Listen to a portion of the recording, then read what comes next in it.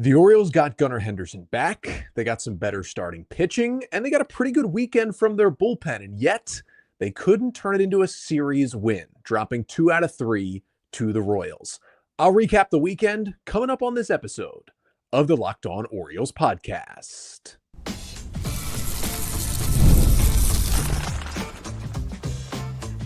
You are Locked On Orioles, your daily Baltimore Orioles podcast. Part of the Locked On Podcast Network, your team every day. Hey there, Orioles fans. Today is Monday, April 7th, 2025, and welcome back into the Locked On Orioles podcast, part of the Locked On Podcast Network, your team every day. As always, I'm your host, Connor Newcomb. And coming up on today's episode, we will recap the Orioles' series loss on the road this weekend to the Kansas City Royals. They started things out with an 8-2 loss on Friday, rebounded with a 8-1 win on Saturday to even up the series, but lost 4-1 on Sunday in the rubber match as Kansas City took 2 out of 3. And the Orioles, now 10 games into the season, are 4-6. I'll get you everything you need to know from all 3 games, including Gunnar Henderson returning, Tomoyuki Sugano looking really, really good on Saturday, and the weird and wild start that Cade Povich had on Sunday. That's all coming up on this episode of the Locked On Orioles podcast, which is brought to you by Game Time. Download the Game Time app, create an account, and use code LOCKEDONMLB for $20 off your first purchase. So let's recap a weekend series. The Orioles 3 series into the year and still don't have a series win. Split with the Jays, lost to the Red Sox, lost to the Royals. Still have not been swept yet, but sit at 4-6 through 10 games. And last weekend's series, I kind of went with you start with the win, then you talk about the losses. This weekend, we'll go in chronological order, talk about Friday, then Saturday, then Sunday. Let me know here in the YouTube comments or via email kind of the thoughts on either version of recapping the weekends, what you all prefer. I'd like to do what the listeners and what the viewers prefer when we kind of have to mash 3 games into one episode here on these Monday pods. So we will begin with the Friday loss, starting with what went right on Friday. It wasn't a whole lot, but Gunnar Henderson returning to the lineup, your MVP candidate, is certainly something that went right. He was on the injured list to begin the year with a mild intercostal strain, but was on a AAA rehab assignment. He came close to maybe being ready for opening day, just wasn't quite ready. Stayed in Sarasota, was lighting it up, I should say, in AAA. He was eligible to be activated on Thursday, but it became a bit of an issue because the Orioles had that day game Thursday against the Red Sox. It was a little tougher for Gunnar to get there. Instead, they built in an off day and a travel day for Gunnar on Thursday. He met the team in Kansas City on Friday, and then he was activated to the roster. I continued to preview what roster move the Orioles would make and talked about how I would have DFA'd Jorge Mateo, but I felt like what the Orioles would do would just option the outfielder Dylan Carlson back to AAA. Optioning Carlson is, as I predicted, the move that they made to make room for Henderson on the roster. He was back in the leadoff spot, starting at shortstop on Friday, and he looked pretty good in that spot. He started his day with a 106.8 mile per hour exit velocity lineout, then a ground out at 105.3, then a strikeout, then his first hit of the year, a single at 104.8 off the bat. Yeah, he looked fine. He did make an error at shortstop. It was a bad hop, but he didn't play the ball super well, but otherwise looked like his usual self. He DH'd on Saturday and then was back at shortstop on Sunday. The Orioles will be a little cautious with Gunnar here early. They may give him a day off or two, maybe a couple more DH spots than he usually would have, just to make sure that intercostal injury is okay. And what the worst thing that it would be is it's something that lingers throughout the season or something that puts him back on the injured list at some point. They want to make sure that these 7 games that Gunnar misses are the only games he misses in 2025 due to that injury. Now, he had that single on Friday. He did not have a hit the rest of the weekend, but he's getting back into the groove. I would predict a big series coming up here in Arizona for Gunnar. Now, what went wrong for the Orioles? It was their defensive performance on Friday. And I mentioned the Gunnar error, and it was part of the problem. That run ended up scoring an unearned run against Dean Kramer. And that was technically the only official error that the Orioles committed in the game on Friday. But if you watch that one, and now it was a cold, rainy, slick night, and it's in Kansas City against the Royals, the team that Orioles fans know all too well gets all the little things and the breaks seemingly to go their way time and time again. And that certainly did happen on Friday, but it started in the first inning, right? Dean Kramer, long battle with Salvador Perez with a runner on first and 2 outs, gets him to hit a lazy fly ball to left field. You're like, great job, Dean. You get a 0 in the first. Good start after an up and down first start of the season last week. Heston Kjerstad seemingly settles under the ball in left field and then puts the palms up like, I don't know where it is. Cedric Mullins was obviously not standing right next to him. And the ball drops in, and it turns into what really should have been an error, but because Kjerstad didn't catch it, it becomes an RBI double, and the Royals immediately go up 1-0 in the first. And I don't want to say that's immediately like, Colton Cowser would have caught that ball. Like, yes, he would have, but that's more of a not seeing the ball, miscommunication. It's not like Kjerstad couldn't get to a ball in the gap that Cowser would have, because Cowser obviously is a much better left fielder than Kjerstad is, and Cowser currently on the injured list with that broken thumb. But it's just the thing you're going to see. This outfield defense is going to take a step back. Colton Cowser finished second and frankly should have won the American League Gold Glove in left field last year. He is an incredible defensive left fielder, one of the best in all of Major League Baseball. And while they're going to miss his bat, I think the way this Orioles team is built, they are going to miss Cowser's glove most of all out there in left next to a Gold Glove caliber center fielder in Cedric Mullins, and then you can rotate other guys in right field and still have a really, really good defensive outfield. Well, now if you're running Kjerstad out to left and Tyler O'Neill out to right, you're forcing Mullins to cover a lot of ground at times out there. And again, there was some Royals luck, a lot of bloop hits, seemingly millions of bloop hits fell in this Friday night game that ended up hurting the Orioles. And Dean Kramer wasn't really that bad. Just so many possible outs were not converted. His final line was 4 1/3, 3 runs, 2 earned on 8 hits, 1 strikeout, no walks, and 88 pitches in the right-hander's second start of 2025. And there were some balls where I don't want to fully fault Tyler O'Neill in right field. It felt like a Gold Glove right fielder could have caught some balls that ended up dropping in for some bloop singles and bloop doubles in this game. It was just a very odd, and the weather certainly played a factor in it as well. Just a very, very odd baseball game that we watched. But Kramer didn't walk anybody. He threw strikes. He pitched to contact, but it seemed like every single break in the game just went the Royals' way rather than going Kramer's way. And because of that, even without a walk and only with 1 strikeout, he was up to 88 pitches in the 5th inning. There was some traffic, and Brandon Hyde went to the bullpen. And for the most part, like, the bullpen did a good job of keeping it where it was. It was a 3-2 Royals lead when Kramer left the game. I didn't think he was really bad at all in this one. He certainly should be better. He still gave up 8 hits, still didn't finish 5 innings, but I liked how many strikes he threw. And I think that's a good thing moving forward for Dean Kramer. It was just every break went the other way. And listen, like, the Orioles bullpen kept it 3-2. And then Cionel Perez had some of the similar bad batted ball luck against him in the 8th inning.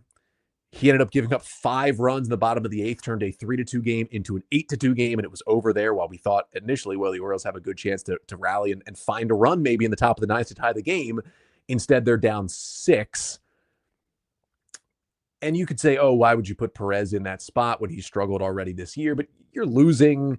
You got a pocket of lefties up for Perez to face. It's a good spot for him to not be in full high leverage, but kind of pull it back together. Instead, Perez's sinker was sitting at 92 miles an hour, down from where he was sitting 94 in his first 2 outings, down from where he was sitting 96 in 2024. He might be hurt. And to be honest with you, this is going to sound kind of bad, but for Perez's career and for the Orioles, I think the better option, as long as it's not a serious long-term injury, I think the better option is there's something physical going on there, which seems possible with the velocity way down.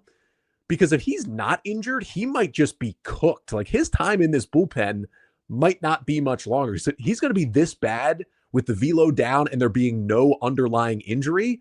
He just can't be in a major league bullpen. I have a feeling we might see Perez go on the injured list at some point this week, because with your velocity down 4 miles an hour from last year, even with the weather and even with it being early April, that is certainly concerning. And with how bad he has been.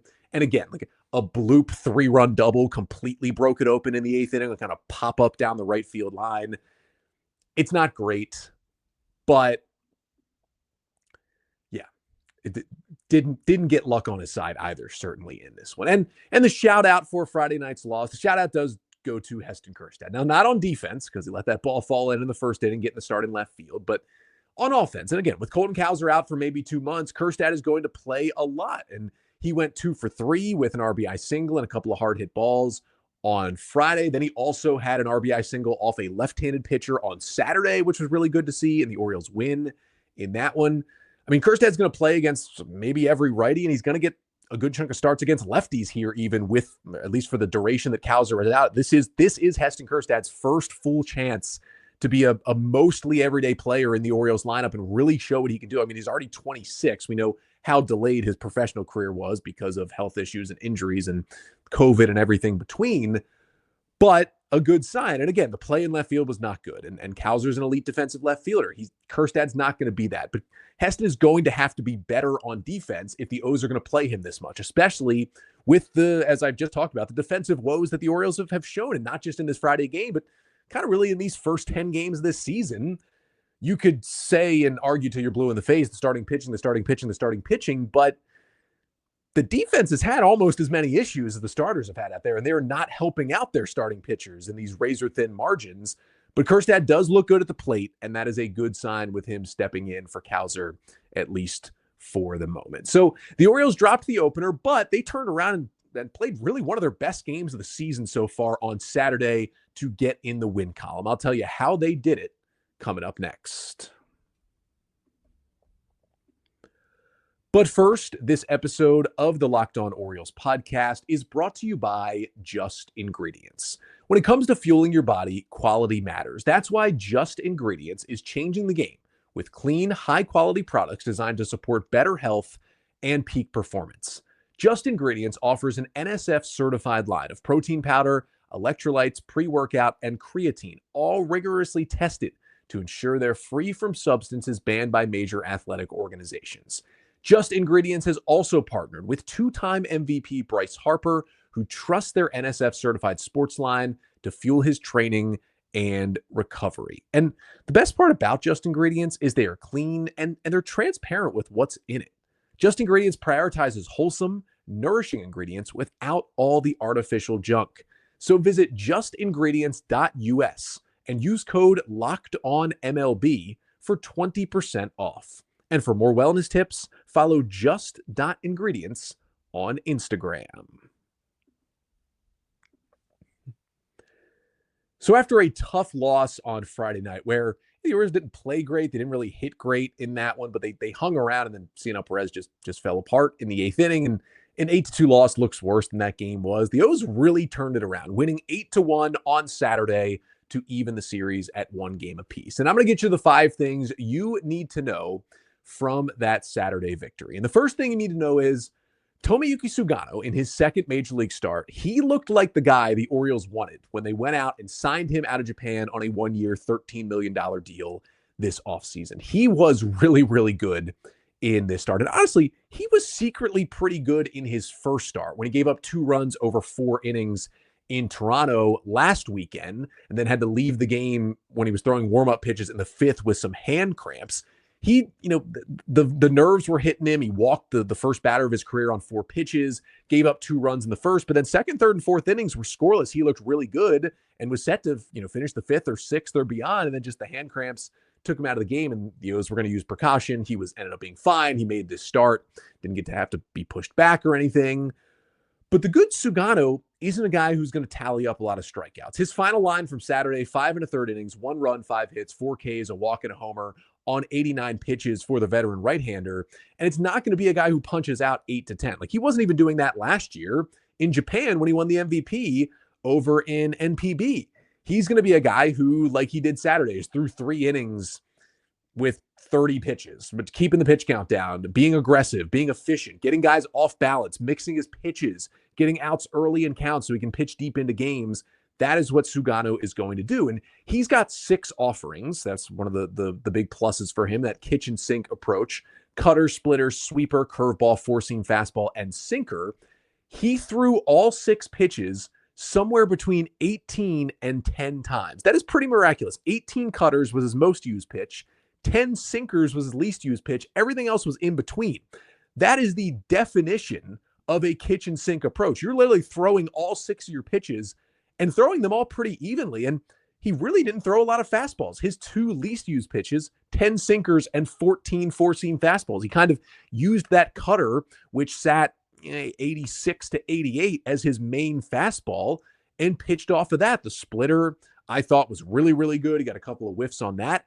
And then when he did throw the four-seamer, it was not high velocity. It was 91. He maybe touched up near 92 a couple of times, but he was dotting that pitch wherever he wanted. He got 5 whiffs on 8 swings on the four-seamer. It had really good rising movement on it, 18 inches of induced vertical break on average and up to 21. Those are elite numbers for that kind of rising factor that a four-seam fastball has that makes a lot of hitters swing under it when it's good. It's the kind of things that makes pitchers like Keegan Aiken have such good fastballs, even with velocity in the low 90s. That's exactly what Sugano had. And the other thing that was interesting was you look at his average velocities for all 6 pitches. All of them were down 2 or 3 miles per hour on average from that first start in Toronto. And what that tells me is he was just so amped up. The nerves were hitting him. I get that he's 35, but even a 35-year-old with 3 MVP awards in Japan, it's still your first ever start in the best league in the world in Major League Baseball. There's still going to be some nerves in there, even if he's 10 years older than your usual rookie pitcher making his MLB debut. And he was amped up and he was running on pure adrenaline, and that's why he was throwing 93, 94, touching 95 with his fastball. When he's more 91 to 92 like he was on Saturday, he's going to have better command. His pitchers are going to move better. They're going to work better. And that is exactly what we saw. The Orioles did not sign Sugano to be the guy in 2017 who was throwing 97 and striking out the top 3 in the Team USA order in the World Baseball Classic. They signed Sugano to be the guy he's been the last couple of years, with the velo down, but throwing strikes, hitting the corners, keeping guys off balance with 6 different pitches. That is who we saw on Saturday. And that was super, super fun to watch. He's hitting the corners with all of his pitches. He got into a little trouble in the 6th. He gave up a home run and then a couple of base runners on, hit a batter. He probably could have pitched out of it if this were later in the season. But I think for Brandon Hyde, he wanted to make sure that Sugano had a good start in Major League Baseball here early, after having to leave early in the first one to make sure he left the game with a good start. Again, in another spot, he probably at least tries to finish out that 6th inning and then go from there. But Sugano was really good. He got him out of there before it had a chance, even though I don't think it would have, before it had a chance to snowball on him. The bullpen did a good job of keeping it at just the 1 run. And I think a real positive for Sugano, who will make his home debut most likely later this week against the Blue Jays. That'll be a fun one. But second thing you need to know from this Saturday win is that Jackson Holliday is looking like a different player right now. And we all thought, or at least many of us thought, this would be a big season for Holliday. After the slumps he went through and the lumps he took in his first season last year, we know the talent is there. We at Locked On Orioles are not giving up on Jackson Holliday as a prospect and as a player after a very shortened, tough season as a 20-year-old. He had 3 hits in the game on Saturday, including a triple. Also had a big 2-run single off a lefty that kind of fully broke the game open in the 6th inning when he came up with the bases loaded there. It's already his 3rd multi-hit game this year. He had only 6 of them all of last year and had only 2 games last year with 3+ hits. And now he's already got 1 here in 2025. And he's now reached base in 7 of his 8 starts. He's got hits in 6 of his 8 starts on the season. It's a different Jackson Holliday. This is the player much closer to what we were promised as he was coming up through the system. And again, you can't just take a player off your list and remove all expectations after he looks kind of overmatched at age 20. A lot of guys are going to look kind of overmatched at age 20. Now he's hitting .333 through 10 games this year and is looking really, really good at the plate.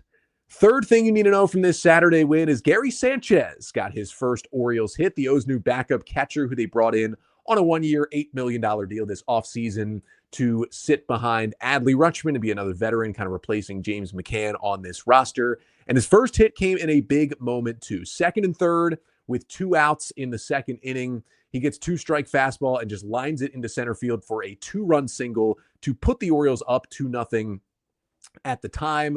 Really big swing for Sanchez, who was 0 for 7 on the season so far coming into that at-bat. Starting the game Saturday because it was a day game after a night game. Adley's not going to start behind the dish in that sense. And Rutschman got himself a full day off on Saturday before going back behind the plate on Sunday. And also, one that's going to be less talked about is Sanchez came up with runners on 1st and 3rd and 2 outs in the 6th. Now, the Orioles were already up 4-0 at this point. And Gary Sanchez worked a long count, worked a big, really clutch 3-2 walk to load the bases. And that allowed Jackson Holliday to step up and deliver that 2-run single that really put the game away. That was also a huge plate appearance from Sanchez, who looked much better at the plate on Saturday and did his job defensively behind the plate, working with Sugano as well. Fourth thing you need to know from this one, the 8-1 victory on Saturday, is that it was another win in which the entire lineup contributed. Now, the Orioles offense has been a bit up and down through the first 10 games this season. We certainly know that. But when they have been up in different ways. Now, we certainly saw what they did on opening day, 12 runs, hitting a franchise opening day record, 6 homers in that win over the Blue Jays. But they've also have big offensive outputs this season in different ways. The 8 runs they scored on Saturday came on 12 hits to go along with 5 walks. That was really nice to see. And although they did have 2 triples on Saturday, one from Jackson Holliday, one from Tyler O'Neill, who hadn't tripled in I think like 3 or 4 years until he had that one in his 2-hit day and had another nice day at the plate on Saturday, the Orioles did not hit a home run to get themselves to 8 runs in this one. They went 5 for 15 with runners in scoring position. Gunnar Henderson, surprisingly, was the only starter who did not have a hit. I mentioned Tyler O'Neill having the big day, 2 for 3 with a double, a triple, a couple RBIs. He also drew a walk. You had Ryan Mountcastle with a 2-hit day. You had, who else? We had Heston Kjerstad with an RBI, and Ramon Arias had an RBI, and Gary Sanchez, I mentioned, drove in the 2 runs. Cedric Mullins drew 2 walks. It was kind of a full appearance. Jordan Westberg only 1 hit, but 3 hard hit balls. But it was impressive that the Orioles scored 8 runs without a homer. And it's actually the second time they've scored 8 or more runs without a home run this season. They also did it in the home opener back on Monday against the Red Sox when they won that one 8-5. And to put it in perspective, after Saturday, it was 2 of their first 9 games the Orioles had scored 8 or more runs without hitting a home run.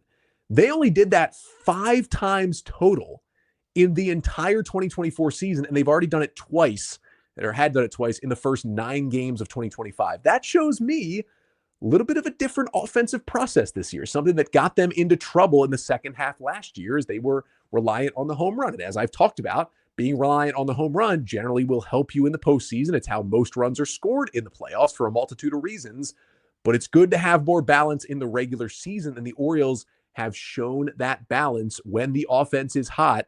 They do not need the home run ball to score runs. And again, they did it only 5 times last year. They did it only 7 times in 2023, 8 runs or more without a homer, when their offense was much more balanced throughout the entirety of that season. This is a really good sign for what this offense can do once they get a little more consistency this season.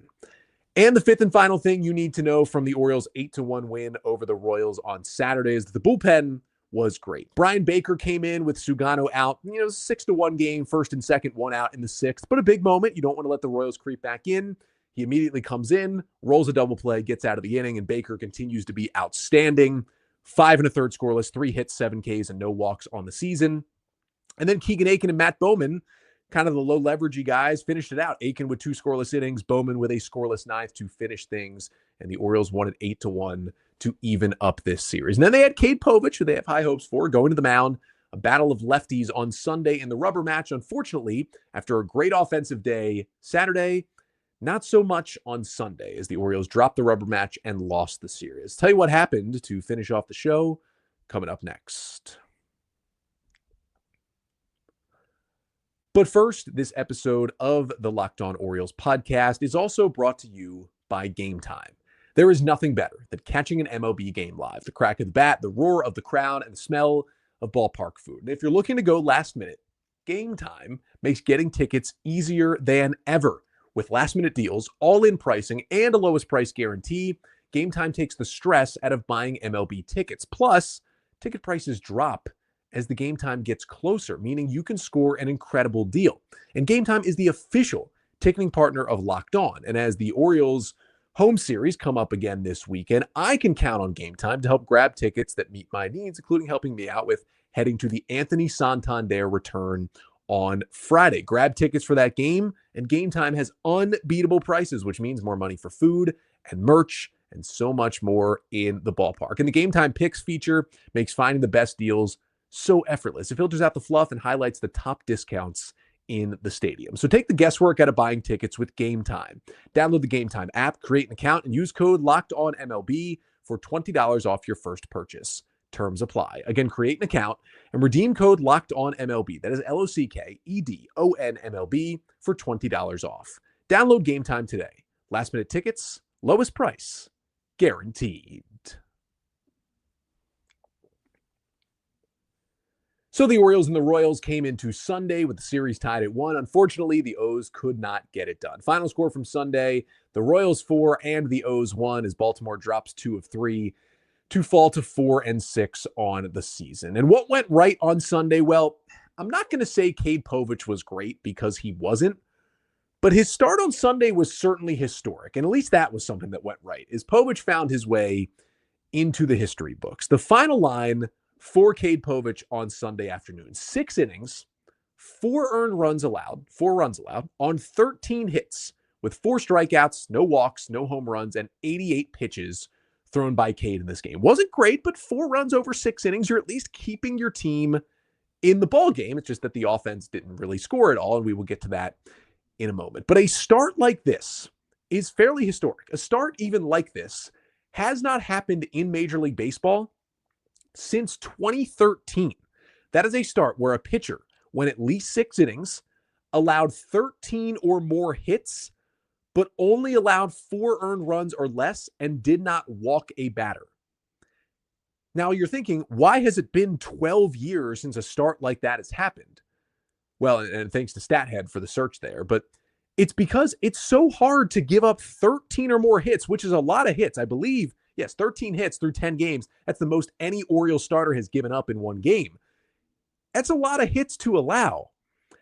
And it's really hard to give up 13 hits and last deep into a game, last 6 innings with giving up 13 hits, and B, not get killed, only give up 4 runs, stay in the game, keep it competitive, or giving up 13 hits. 13 hits in 6 innings is averaging more than 2 hits allowed per inning, and you're still only giving up 4 total runs.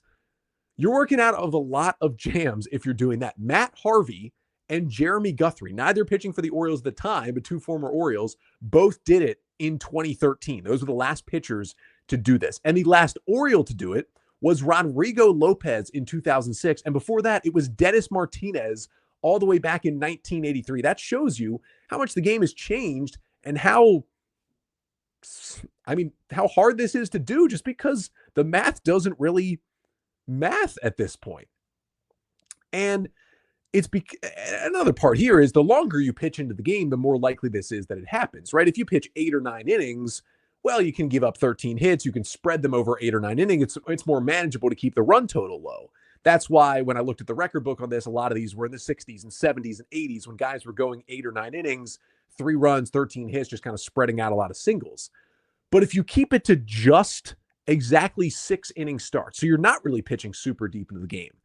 The last MLB pitcher to do this while only pitching 6 innings was that Orioles Rodrigo Lopez start back in 2006. It's been almost 20 years since somebody did something like this in an outing of only 6 innings. And the craziest part is this exact line, the exact line of 6 innings, 13 hits, 4 earned runs, 4 strikeouts, no walks, had never happened in the history of Major League Baseball, dating back to 1901 until Sunday in Kansas City when Cade Povich put up that line. You see something new every day in baseball, and that is what we saw on Sunday. Now, he did allow 13 hard hit balls. It's not like it was all dinks and doinks against him, but he escaped a lot of his jams, and he did that with only getting 1 double play. You would think, oh, it's got to be that he rolled like 4 or 5 double plays, just kept getting out of jams. That helped him end the 5th with runners on the corners and 1 out, but only 1 double play. Now, there was a pickoff. Povich got it second. That ended an inning. Those pickoffs are certainly going to be helpful in these scenarios, but still, 1 double play, 1 pickoff still doesn't fully explain how you go 6 innings, 13 hits, and only allow 4 runs.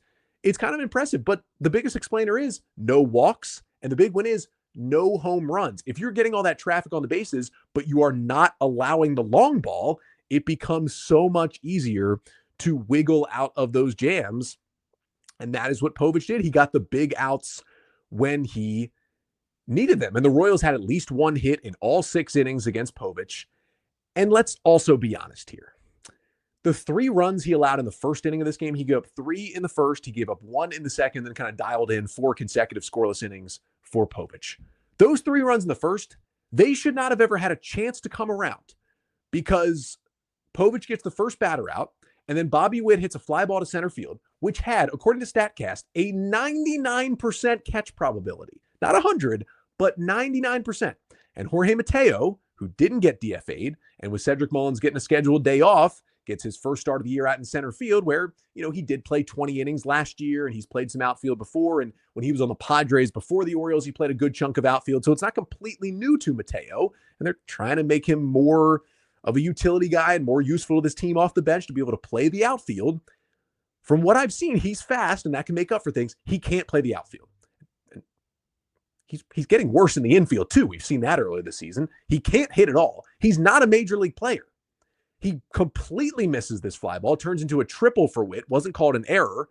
Then the next batter, Pasquantino, hits a sac fly on a flyout that allows the run to score. But if Mateo just catches a ball with 99% catch probability, the next fly out is the third out of the inning, and it's 0-0 going into the second. So instead of 3 runs scoring, 0 run score, the pitch count doesn't get run up, and Povich could have been much, much better on Sunday. And again, Povich still had bases clear, 2 outs in a 1-0 game. He could have pitched better to keep it 1-0. Instead, give up some hard contact, and the Royals ended up getting 2 more runs in the inning. That is on him, but he shouldn't have been in that spot to begin with.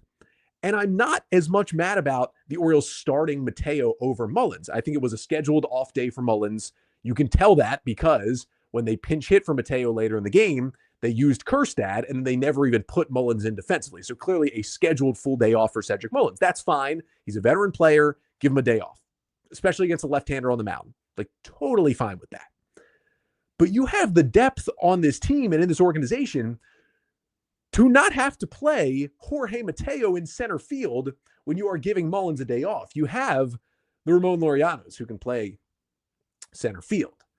You have a guy who was just on the roster in Dylan Carlson who could have still been on the roster and played center field when Cedric Mullins needs an off day. And I know it's tough with Cowser on the injured list. He is your number 2 center fielder most of the time, but it doesn't have to be Mateo. And it would be different if it was like, hey, Mateo's hitting. We're trying to find a way to get him on the field. Center field's the best spot. I would understand that because the infield's pretty crowded. He doesn't hit. He's a disaster at the plate, worse than he is in the field. He's not a major, he's just, I'm not trying to rip on Mateo that much. And he's done some great things for the Orioles at times over his career with Baltimore since 2021, but he's just not a major league player at this point. And it killed the O's on Sunday. It truly, truly did. Now for Povich, he got into trouble in his first start of the year by nibbling too much and walking guys and throwing too many pitches. He kind of went fully the other direction on Sunday where everything was in the strike zone. He didn't walk anyone. He threw a whole bunch of strikes, but maybe too many of them were in the middle of the zone, and that's what leads to you allowing 13 hits, and you got to find a happy medium there. But I'm more marveling at what Povich did, and the first pitcher to have that exact line, and not really upset with his start because he did throw 6 innings. He at least kept him in the game. He got out of jams. I'm just more upset that Jorge Mateo is just on this team. I can't understand it. He is not a major league player at this point. I don't know what people are watching that make them see differently. Yeah, I get that he's 99 percentile sprint speed, but if you can't catch a ball in center field with 99% catch probability, you shouldn't be on a big league roster. Full stop, end it. Unless you can hit, he can't hit. Done. Conversation should be done. Anyway, what went wrong was the offense on Sunday. Not just Jorge Mateo, but pretty much everybody else. 1 run is not going to get it done. And you got to give a shout out to Ryan Mountcastle, who went 3 for 4. He had a triple in the 7th to lead off the inning, eventually scored the only Oriole run on a wild pitch. His only out was a pretty hard hit line out to end the game. So Mountcastle swung the bat well. This weekend, he had 2 hits Saturday, 3 hits Sunday. He swung it well this year, had 3 hard hit balls. But outside of Mountcastle, the Orioles only had 2 other hits and 6 other hard hit balls. That's not really going to get the job done. I mean, shout out to Cade Povich. Second start was just as good as his first start this year. He's looking like he's in for a great kind of rebound season coming off Tommy John and being a reliever. His changeups to righties were basically unhittable by the Orioles bats. But again, you're going to have to score more than 1 run, whether Jorge Mateo is fielding fly balls or not, if you want to win ball games. And the Orioles, with their up and down roller coaster of the season so far, just did not do that on Sunday. And then the shout out for this loss, the shout out goes to the Orioles bullpen. After Povich left, got a scoreless 7th from Sir Anthony Dominguez, a scoreless 8th from Yennier Cano, at least to keep it a 4-1 game, but the offense could not come back. And quite frankly, it was a great weekend for the Oriole bullpen. If you take out the Cionel Perez disaster inning, and honestly, I'm kind of taking out Perez from the entire bullpen because when I did my bullpen trust power rankings for the first time this year on Friday's episode, go back and check that one out. The only guy of the 8 relievers I put in the do not trust category was Cionel Perez. And he kept himself there by giving up 5 runs in an inning on Friday night. Besides that disaster class from Cionel Perez, the Orioles bullpen this weekend, everybody else who pitched, 8 1/3 scoreless and hitless innings. The Orioles bullpen did not allow another hit besides Cionel Perez with 8 strikeouts and 4 walks in that stretch to kind of keep them in these games, with the offense just really not coming up big on Friday or Sunday. And that has been the case this season. The Orioles bullpen this season has a 3.47 ERA. It's 13th in baseball. It's kind of right around just above league average, basically. They're in the top half of the league. If you take out Cionel Perez, the ERA of the other relievers is 1.65. That would put them 3rd in baseball. The bullpen I've been hyping up that's going to be maybe the best in the league this year is what we've seen from everyone not named Cionel Perez. The Orioles bullpen has allowed 14 earned runs this year. 8 of them have been allowed by Cionel Perez. That is more than half, and we're already 10 games into this 2025 season.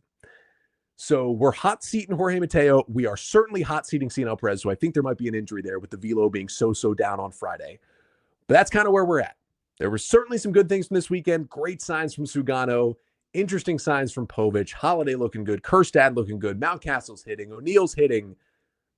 It's just not fully coming together in a 4-6 start. And now the Orioles will continue to head west to face the Arizona Diamondbacks. They will not face their old friend Corbin Burns. He actually started on Sunday, so he will not pitch in this 3-game series in the desert, but it will be O's and D-backs, and it is some late-night baseball. And if you've been listening to or watching this show for a while, you know the rhythm of the show changes just slightly when the Orioles go on the West Coast during the week. As I've mentioned, I have a 9-to-5 job. It makes it real tough to stay up after a game that starts at 9:40, record an episode, edit, post it, have it there for you on Tuesday morning. Now, the nice part is because of my own schedule, this Tuesday episode will be coming out with a recap of Game 1 tonight. 9:40 p.m. Eastern Time start on MASN 2, Orioles and the 5-5 D-backs. It's Zach Eflin versus Zach Gallen. A couple of Zach number ones take the hill in Arizona tonight. I will have a recap of Game 1 on a Tuesday episode. It's just not going to come out as early as usual. This episode will come out about midday on Tuesday with a recap of this game. However, the Wednesday episode, I can't do it again. So the Wednesday episode will not have a recap of Tuesday's game. Thursday episode will recap Tuesday and then the day game on Wednesday. So that is the little amendment. There'll still be a Wednesday episode. It just won't recap the Tuesday game. Just little amendments I have to make in the schedule because these 9:40 games are tough when you have other things to get up for in the morning, but I will do the best I can. And again, a Tuesday episode is coming up just a little later in the day tomorrow. Until then, make sure you are subscribing wherever you listen. Leave a 5-star rating and a review, Apple Podcasts, Spotify. It really helps out the show. And we're here on YouTube. Make sure to like, comment, and subscribe to the Locked On Orioles YouTube channel. And if you have thoughts on the show, thoughts on the team, questions, mailbag questions, whatever it may be, we might break out the mailbag later this week as well. You can email all of those to lockedonorioles@gmail.com. That'll do it for today. Back tomorrow a little later in the day with a recap of Game 1 between the Orioles and the D-backs. Until then, I'm Connor Newcomb, and this has been the Locked On Orioles podcast, part of the Locked On Podcast Network. Your team every day.